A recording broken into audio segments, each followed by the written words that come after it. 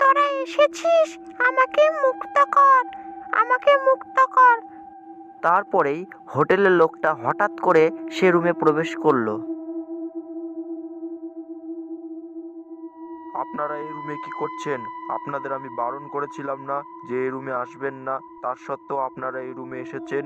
ওই ভূতকে ভুল করেও কিন্তু আপনারা মুক্ত করবেন না, নইলে আপনারা বিপদে পড়ে যাবেন। এ বেটা, তুই আমাকে কি বলছিস? তুই তো একটা রাক্ষস।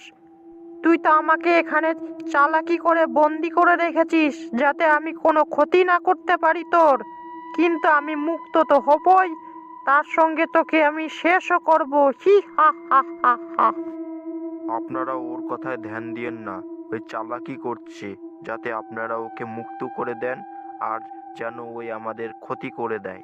আপনারা এই রুম থেকে চলুন। তারপরে রমেশ আর তার